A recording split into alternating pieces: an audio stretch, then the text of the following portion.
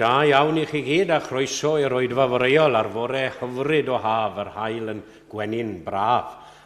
Very good morning to you all, to members and to friends and to visitors and to those joining us on Facebook and YouTube. Lovely to see you all on this glorious sunny morning. And we sing together our opening hymn, 375, geiriau cyfarwydd a tôn hyfryd Bro Aber. O tyred un gwaredu Iesu da, fel cynt y deithos ar dy newydd wedd, ar drysau'n hau at rai dan ofnus bla, a'i cadarnhau a nerthol air dy hedd. Llefarad y dangnefedd yma nawr, a dangos I ni greithiau daberth mawr. 375.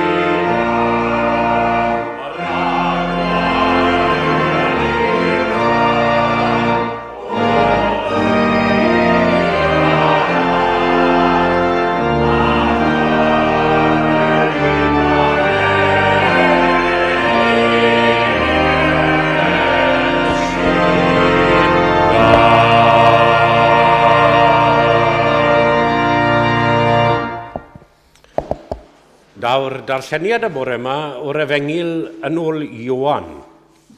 I turn to John's Gospel for the reading this morning, and to one of my favourite readings, I must admit, the narrative of the woman at the well of Sachar, the ffynon Jacob at Jacob's well.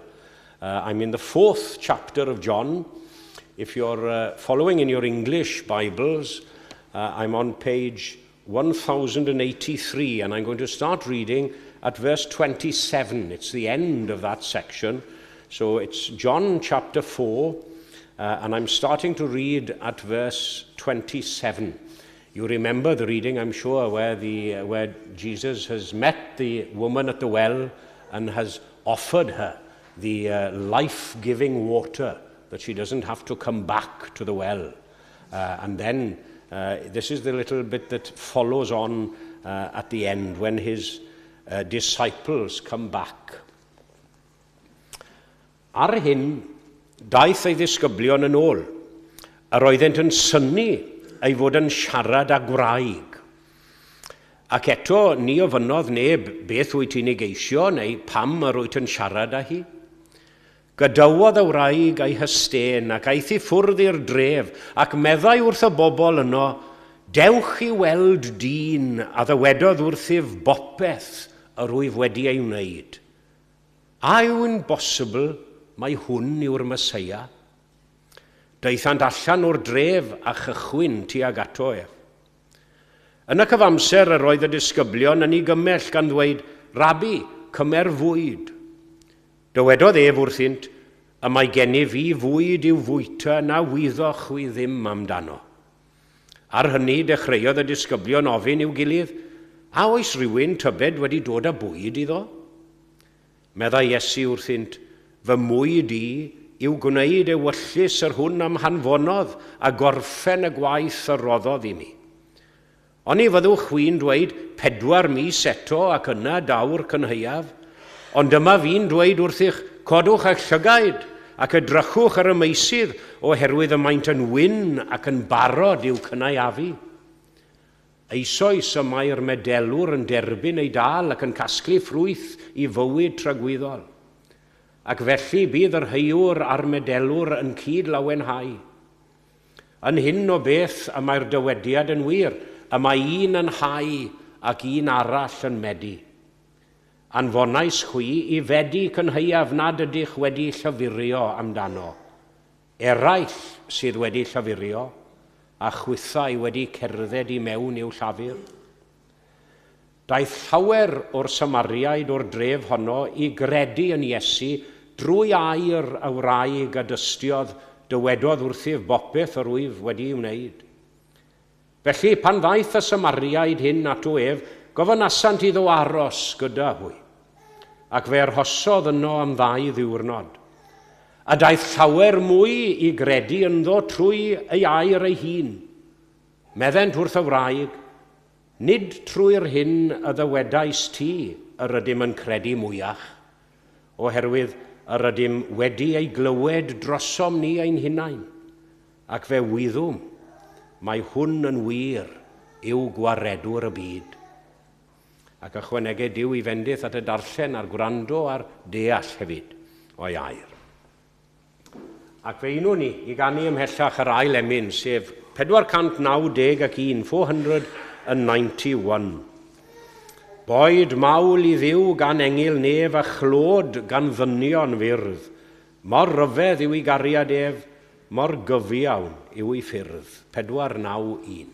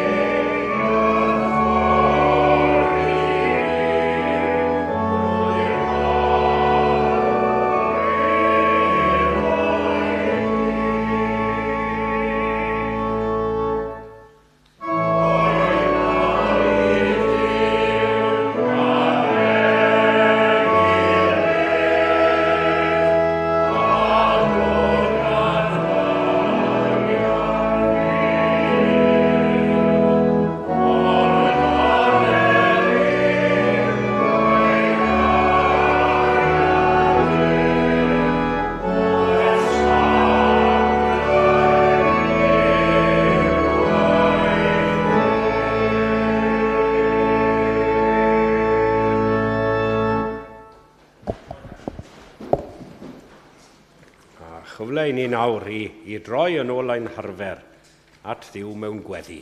Cawn ni droi ein golygon tuag at orsedd gras. Let us pray together. Mawr agwn dy enw di unwaith yn rhagor o Dduw ein creu gan creawdwr.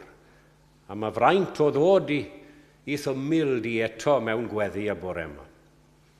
Diolchwn am blannu yr awydd ynom ni hefyd i'th geisio di mewn gweddi ac mewn addoliad y bore yma. Ti Dduw a folwn, medde'r salmydd, a thi a gydnabyddwn yn arglwydd. Loving and living God, as we come now before you once more in prayer and praise, we thank you anew this morning for the way in which we experience your presence in many different ways, but especially as we come together to worship you in this place this morning. The way in which this time spent together is in fellowship with each other, and more importantly in fellowship with you, helps to focus our thoughts and our minds, and help us now anew to realize that you are with us here, not only here in this place, but wherever we may go and whatever we may do, that your presence as a loving God and as a Spirit is with us. Ond i'n cyffesu yn ddigon parod ger dyfron hefyd, gyda'ch y wylydd hefyd, y pethau hynny sydd yn anheilwng ohono ti yn ein bywydau ni. A maddau ni o'r newydd yn ystod yr oedfa gymun hon. A mae'n balchder ni fel pobl, fel unigolion. Ein trachwant, ein methiant a'n amharodrwydd yn aml i weithredu yn dy enw di. Maddau ein bod ni'n gallu bod mor fewnblyg fel Cristnogion ac fel Eglwysi hefyd, yn edrych mewn arno ni ein hunain, yn hytrach nag edrych tu allan i'r byd fel petai. Cod ni ar ein traed i'th wasnaethu, medda'r Emyn. A dyna yw ein gweddi ni y bore yma, yw ar i ti ein codi ni gyd i'th wasanaethu fel y dylem. Help us to recognize and to realize that you are involved in every aspect of our lives, in every part of the world, even in those challenging and difficult situations, and we know of so many and hear of so many of those in our world today. The ever-present God, and help us now to find you always, even when you seem perhaps to be far away. May we find your presence in and through your Son, Jesus Christ, and the Holy Spirit at work in our lives and in the world. Lord God, we think of many people this morning in our prayers. We think of those who find sometimes life's pressures too hard to bear. A bobl hynny sy'n cael ei gwasgu falle dan ofid straen bywyd beunyddiol yn ormod iddyn nhw weithiau. A sawl sy'n hiraethu falle am heddwch meddwl a heddwch cydwybod. Yn dyheu am orffwystra i'w heneidu a blin. A'i cyrff nhw hefyd. Rai o deulu ffydd i ni meddwl am rai, a byddwn yn meddwl am rai yn arbennig wrth fwrdd y cymyn yn nes ymlaen yn yr oedfa, sydd yn llesg ac yn wael y bore yma. Rai o'n cydnabod ni yn y byd, falle ein ffrindiau, yn teulu, sydd angen ein gweddiau nawr. Bydd gyda phawb nawr sy'n crefu am gymorth ac am ryddhad y bore yma. And as we remember others now in our prayers and devotions, we commit ourselves to your keeping and to your care as well. Bydd gyda ni nawr wrth i ni osod ein hunain yn dy law fawr dragwyddol di. cynorthwya ni a chyfarwydda ni ym mhob peth. A derbyn ni yn gymeradwy yn dolwg di wedi maddau pob diffyg a bai a weli yno. A mae'n bod yn awr yn dod ac yn gofyn y cyfan oll, yn enw ac yn heiddiant Iesu ei hun. Amen.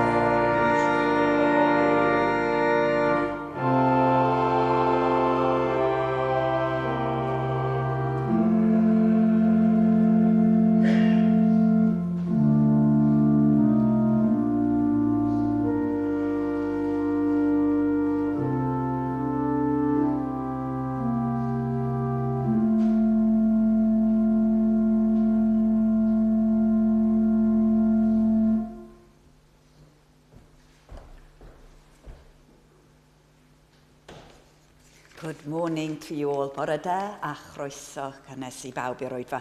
A mae'n hyfryd gweld ffrindiau wedi ymuno ni yma bore yma. Ac hefyd croeso arbennig I Thomas Bech. Mae'n hyfryd cael o yn ymuno ni. Just to say llawer o ddiolch i'n gweinidog a mae'n harwain ni y bore yma yn ein hwydfa gymyn. Ac bydd ein gweinidog gyda ni am 4:30 hefyd i'r cylch trafod ar oedfa hwyrol yma heno. Just saying our Minister, Rob Nichols, will be with us for the 4:30 discussion group and also the evening service at 6 o'clock. And as usual, we will have the Curry Club tonight. So the Curry Club will be meeting after the evening service at 7:30 and it will be in Chechnod in the Indian restaurant 16 Percy Street. All welcome to come. Will, llawer o ddiolch I ti am dy gyfraniad ar yr organ i'n gwerthfawrog i'n fawr. A hefyd I Rob am drefnu trip y gymdeithas ddoe, gafson ni ddwrnod diddorol dros ben yn Caer Gaint. Sobr o ddiddorol, dydyn ni bron yn dod I ddiwedd o'r rhaglen, mae un sesiwn arall efo ni a fydd hynny y gala concert yn 6 o Gorffennaf. So rhowch hynny lawr yn y dyddiadur. Ond llawer o ddiolch Rob am drefnu'r rhaglen ddiddorol unwaith eto I ni. A dwi'n gwybod bod wedi dechrau drefnu'r rhaglen ar gyfer blwyddyn nesaf yn barod. Usual pattern of services in the coming week. Dydd Mercher, fydd na gwrdd ganol dydd. So on Wednesday, midday, short service, followed by a cup of tea and an opportunity to have a good chat. Dydd Sul nesa, bydd yn gweinidog gyda ni drefn arferol. Mae Paul wedi holi fi I jyst I wneud siŵr bod pawb yn gwybod bod yn the next organ recital will be on the 19th of June. The organist will be Andrew Cusky, the managing director of Nicholson's. They rebuilt the organ for us a few years ago, so he's a familiar name and a very able organist. So that's on the 19th of June. Please cofiwch ddod laws dair am paned o de, ac gawn ni ddod o amgylch chi nawr I dderbyn ein eich collection, sorry.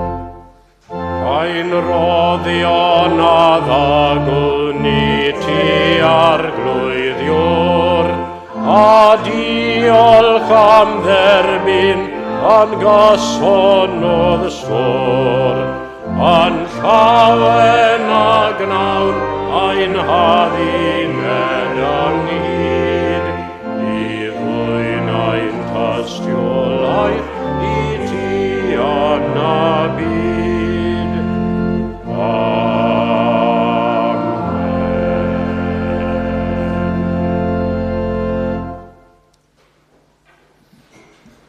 Nath Marian diolch I fi, ond diolch iddi hi hefyd am drefnu a daeth o gwmpas yr eglwys gadeiriol. Oedd hwnna'n hyfryd ac yn ddiddorol hefyd ac yn ni'n ddiolchgar iddi am wneud ni. And we've, well, I think half or three-quarters decided that we'll go to Rochester next year, so you can put that in your diaries. Now, for the first Saturday in June 2025, a little trip to Rochester. A lot of people said that it's a lovely little city and a little cathedral there as well, so we'll enjoy a trip to Rochester, hopefully, y flwyddyn nesaf. Felly, fe unwn ni I ganu yr emyn nesaf. 366, 366. Cyfeithiad I Tecwyn Evans o eiriau cyfarwydd Charles Wesley, Jesus, lover of my soul. And efo Iesu cyfaill fenau di, gadi'n ffoi i'th fynwes gref, tra bo'r tonnau'n codi'n llu ar y storm yn rwygo'r nef. Ci iddo fi, geidwad, on I ddaw terfyn y temhestloedd maith, dwg fi'n iach i'r hafan draw, derbyn fi ar ben y daith. 366.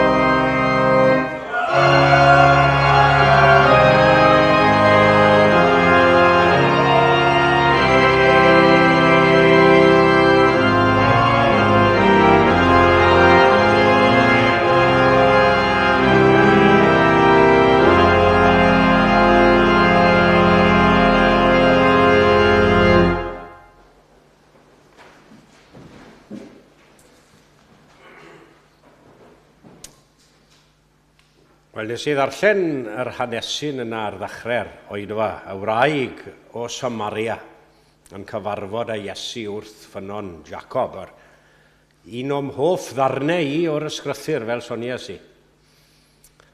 Now, I've preached many times on various verses and different aspects of this narrative from John's Gospel. The woman of Samaria, Jacob's well. And it's a portion of Scripture, it's so full of potential, isn't it, for any sermon and any preacher. Overflowing with spirituality and lessons to be learnt by all of us. And I'd like to begin this morning by asking, quite simply, what is the most important question facing any living person in the world today? What's the most important question, do you think? Is it concerning their wealth, whether they're rich or poor? Is it concerning their health, whether they're fit or unwell?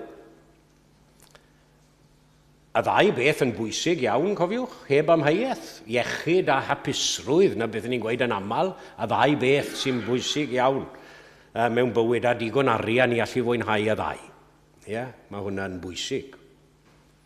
But you know, I'd venture to say this morning, spiritually, everything is of comparatively little consequence compared with the question concerning a person's state of grace before God.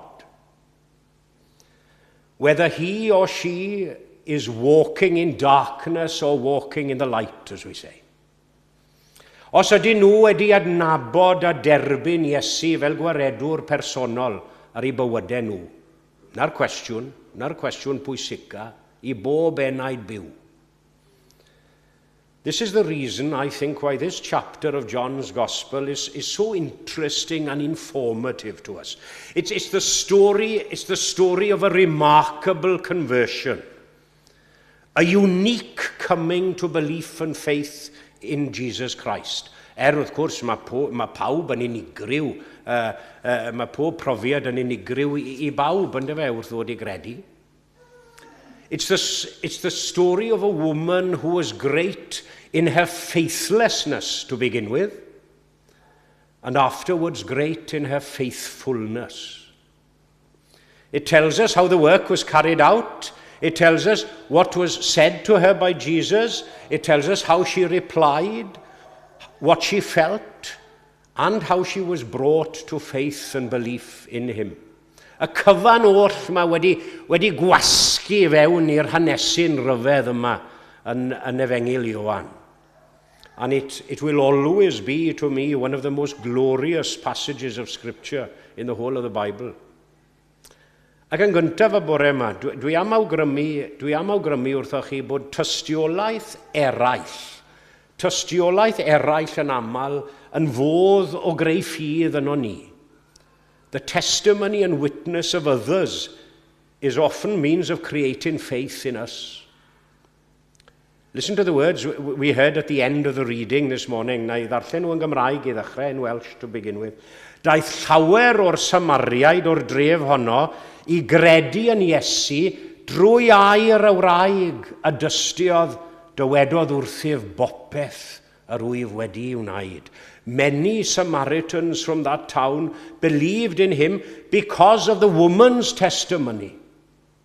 He told me all that I ever did. Now, basic human testimony is often the means of creating faith in other people, isn't it? And in us, I'm sure that's obvious to all, and perhaps some of you this morning can say that you owe your own faith to the personal testimony of others. People who have told you what God has done in their lives, told you in words, but also shown you in their actions how obviously their lives have been changed by what God has done in their lives. A chimod mae'n bwysig I gofio hefyd taw merch, menyw, gwraig sy'n tystiolaethu yn y lle hwn.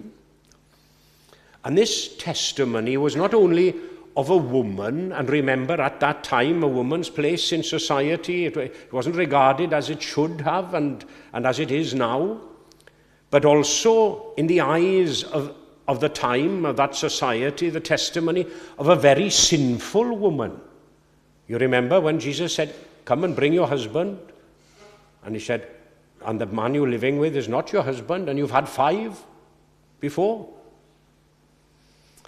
Now this person at the time, that society would have been shunned and silenced by society. Pwy fydda'n gwrando a chredu tystiolaeth hon, gwedwch o bawb? Is it a honni weithon ni? But you know, time after time, don't we see?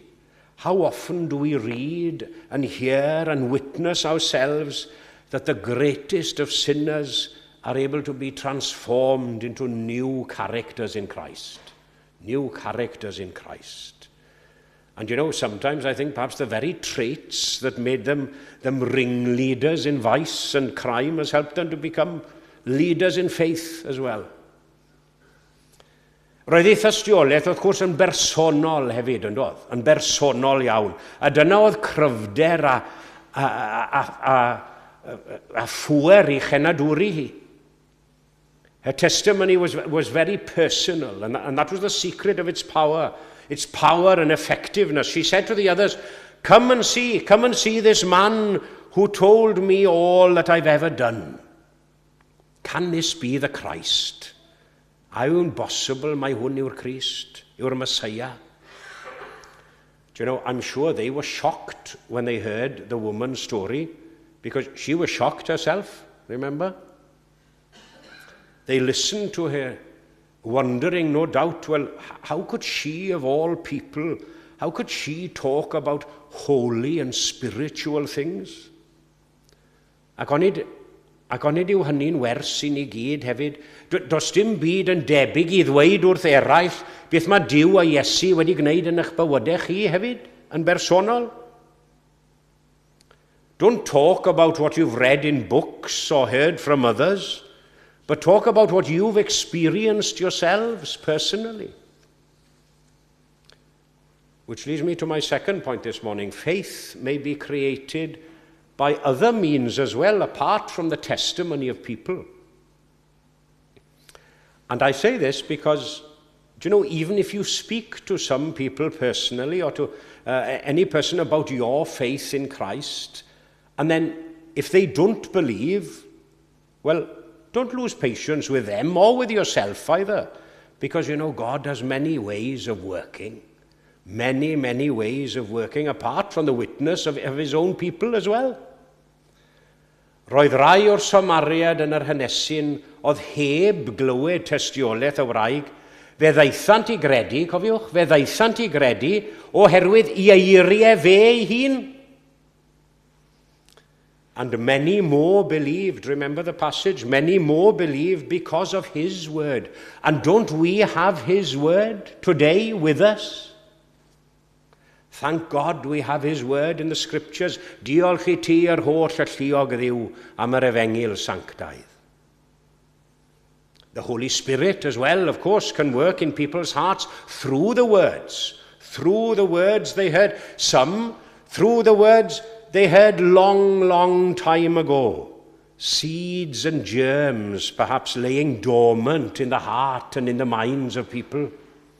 Chimod fy ngobeth personol I am lawer o Gymru ifanc yma yn Llundain a nôl yng Nghymru yw y pethau a'r geiriau o'n nhw wedi clywed blynyddoedd nôl falle yn yr ysgol Sul yn mynd I ddwysbigo I cydwybod nhw rhyw ddydd pwy a wyr a bod nhw'n mynd I ddychwelyd i'r capel, mynd I ddod nôl i'r capel.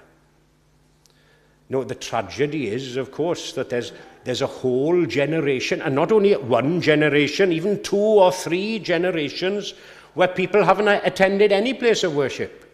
They haven't even been to Sunday school as children, and have no grounding whatsoever in the Christian faith and doctrines. But thank God, many of these seeds, they're hidden but not dead. They're hidden but not dead. Diolch I Dduw amdano. Wy'n dyfynnu geiriau Hugh Chiswell yn aml yn ei gan y gadael Abertawe, ynddo fe. Wrth sôn am ganu'r hen ymynau rownd yr il, wedi colli ngrefydd, ond dal i ddisgwyl Duw. Ie, na chi ddweud mawr. Wedi colli ngrefydd, ond dal i ddisgwyl Duw. Leading me to my third and final point for you this morning before we meet at the communion table.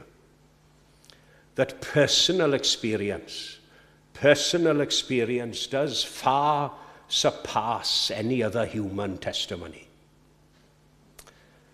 The very people who initially believed through the woman, afterwards they said, remember the words, it is no longer because of what you said that we believe, for we have heard for ourselves. We have heard for ourselves, and we know that he is indeed the Saviour of the world. Yr ydym wedi glywed drosom ni ein hunain, ac fe wyddom, mae hwn yn wir yw gwaredwr y byd. Personal experience is far more convincing than any testimony can possibly be. And I can only speak to you this morning from personal experience. Efallai eich bod chi yn credu rhywbeth oherwydd bod rhywun wedi rannu'r wybodaeth gyda chi, ond byddwch chi'n credu'n ddyfnach ac yn fwy angerddol ar ôl profi'r peth drostoch chi eich hunan, ynddo fe? Personal experience is always more complete a witness than the testimony than any others can ever be. The testimony of others, yes, it can tell you much about Christ, no doubt it can. But it's nothing compared with what you learn by going to him yourself. Chi'n cofio'r frenhines Sheba? I preached on the Queen of Sheba many months ago. And she was told about Solomon by others. Told about him. That he was wise, that his court and his palace was opulent, and that his lands were rich and fertile. But you know, when she saw everything with her own eyes, dear me, when she entered into the royal presence, we are told in the first book of Kings that it literally took her breath away. Yeah, there was no more breath in her. The half has not been told me, she said. Neither wedwyd mor hanner wrthyf. You know, portrait painters, some of them, they've often won great acclaim and some even disdain for making people look a little prettier than they are in real life. Chi'n cofio'r un enwog na Anne of Cleves, do fe, gyda Harry Rwythfed? Yeah, gas e sioc. Yeah.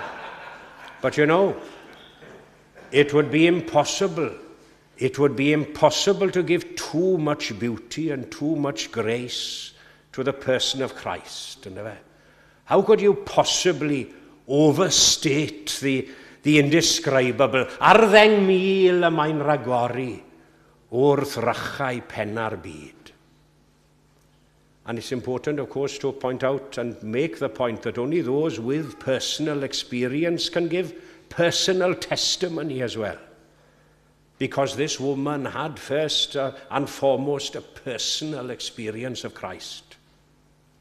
Meddai, dywedodd wrthyf bopeth yr wyf wedi wneud. Tase hi heb brofi a dysgu ganddo, bydde dim modd iddi fynd I ddweud wrth eraill amdano fe. You can only share with others what you have yourself. You can't get anything out of an empty bottle. Do you have that well of living water which is able to flow like a river into other people's lives as well?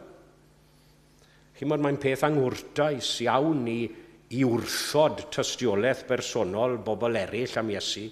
Ond chimod, beth sy'n anfaddeuol wedyn ni, yw I wrthod ceisio profi Iesu drostoch chi eich hunan yn bersonol.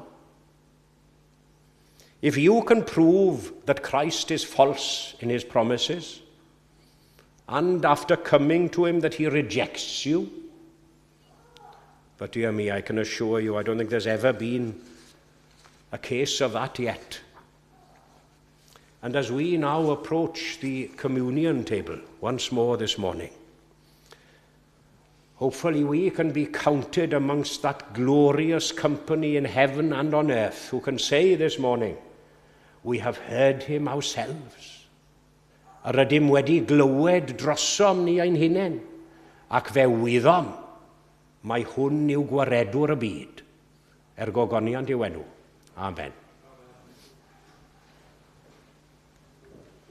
Ac fe ganwn ni, gyda'n gilydd, emyn 301.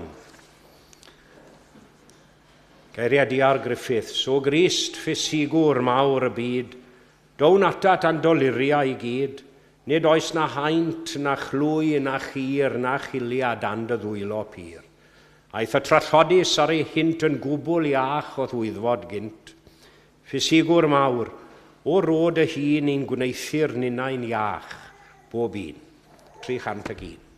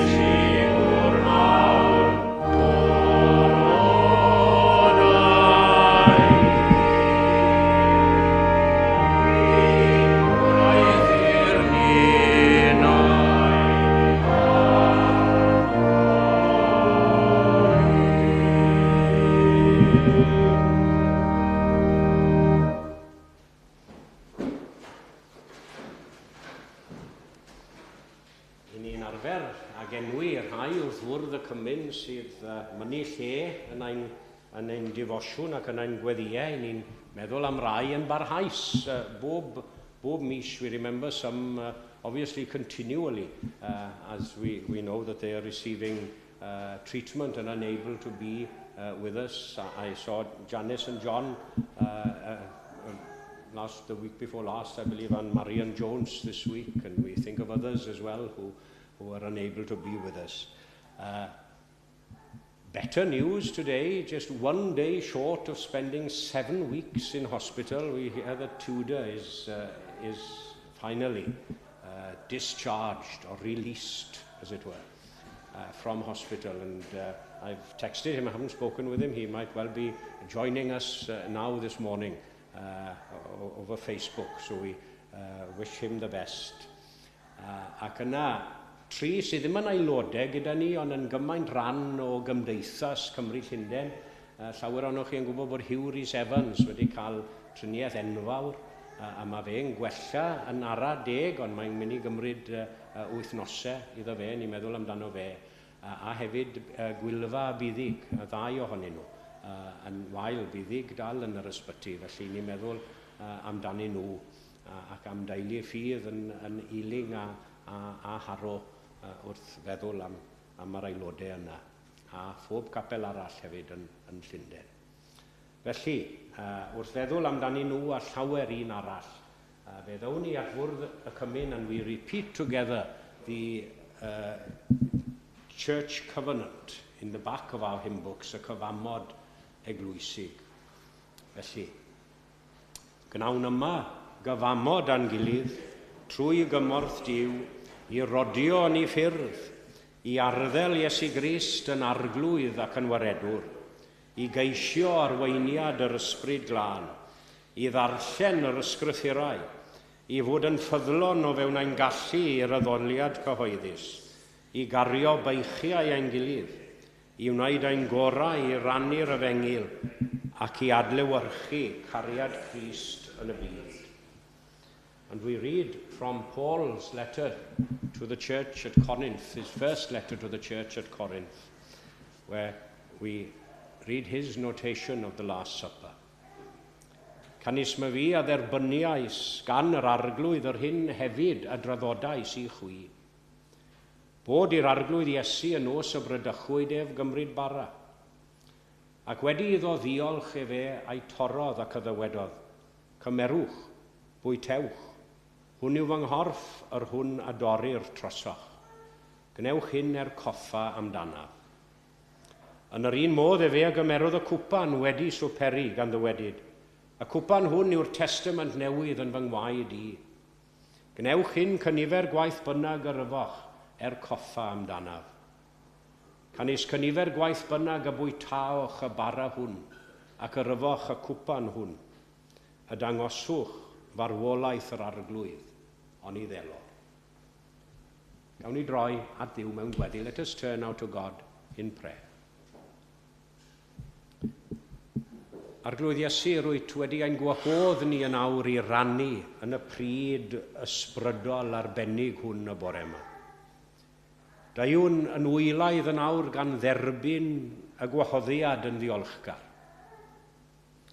Although our faith is weak at times, our love and forgiveness to others is weak, but your love and forgiveness to us is strong enough to keep us. And although we disappoint you so often in word and in deed, you remain faithful to us. Da yw'n felly fel ag yr un ni, wrth fwrdd y cymun yn awr, derbyn ein moliant, derbyn ein gweddia a derbyn ninne, fel ebyrth byw ar allor dy wasanaeth di. Amen. Ac wrth i ni gofio'r nos y bu Iesu gyda'i ddisgyblion yn yr or uwch ystafell. Fe gofion iddo gymryd y bara a'i fendithio a roi i'w ddisgyblion gan ddywedyd, hwn yw fy nghorff yr hwn a dorri'r trosoch. Cymerwch a'r henwch yn eich plith, a chynifer gwaith bynnag ac y gnewch hyn, gnewch coffa amdanaf. Bwytawn bawb o.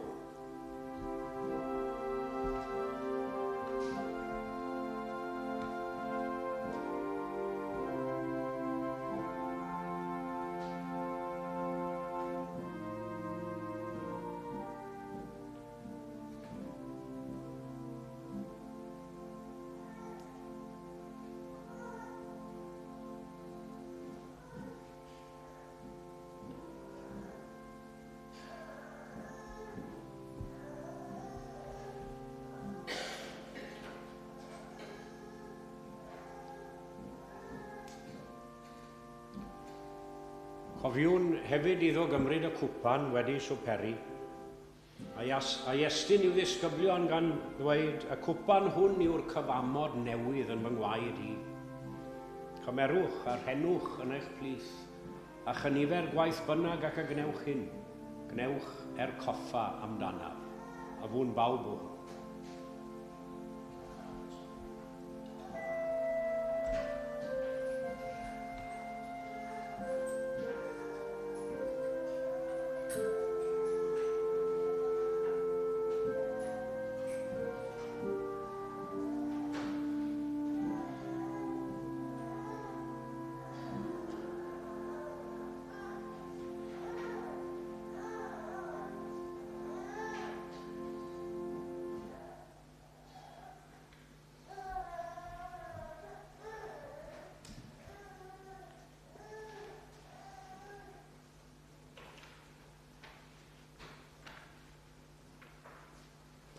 Fe ganwn, ar ein heistedd, we sing seated to conclude our communion service. 483, mi glywaf dyner lais yn galw arna fi, i ddod a golchi meiau i gyd yn afon Calfari. Arglwydd, dyma fi ar Addoliad i, golch fi'n burlan yn y gwaed, a gaid ar Galfari. 483.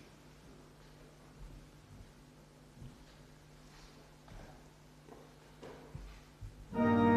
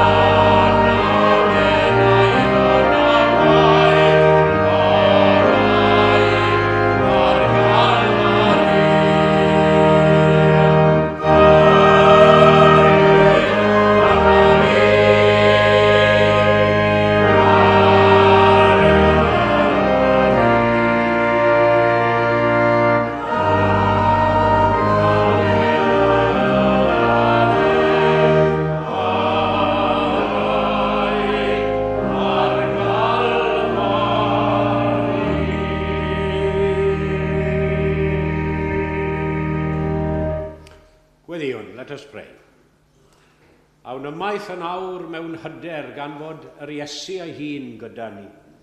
May the joy of Christ shine in our eyes, the mercy of Christ work through our hands, the words of Christ be on our lips, and the love of Christ fill our hearts. Ac wrth fentro yn ôl yn awr i'r byd a'i bethau, a mestyn nhw'n allan, gan fyw iddo fe ac mwyn ei enw ef. Amen.